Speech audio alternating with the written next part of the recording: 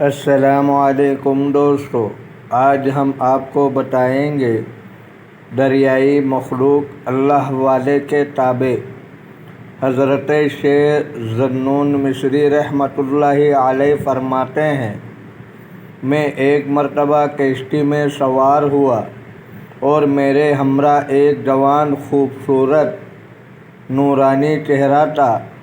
جب ہم وسط دریا میں پہنچے، مالک کشتی کی تیلی جس میں مال تھا گم ہو گئی۔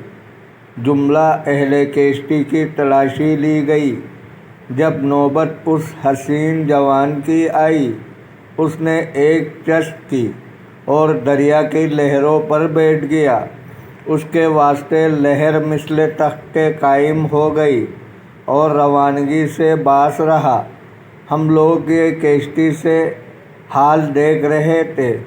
پھر اس جوان نے کہا، اے میرے مولا، لوگوں نے مجھے چوری کی تہمت لگائی ہے۔ اے میرے دل کے دوست، میں تجھ سے قسم دیتا ہوں کہ جس قدر جانور اس جگہ ہے، تو ان کو حکم کر کے اپنا منہ پانی سے باہر نکالے، ان کے منہ میں جوہر ہو۔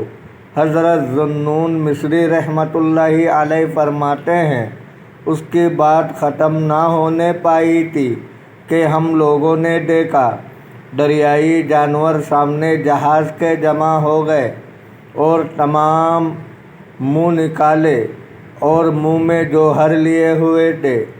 ان موتیوں کی آب و تاب سے دریا روشن ہو گیا اور دیکھنے والوں کی نگاہ چندیا گئی۔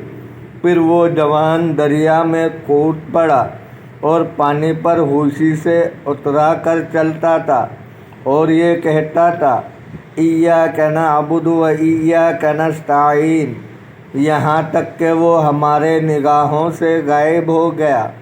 اسی واسطے میں نے سیاحی اختیار کی، کیونکہ سفر میں اولیاء اللہ سے ملاقات ہو جاتی ہے اور مجھ کو جناب رسول خدا صلی اللہ علیہ وسلم کا قول یاد آیا۔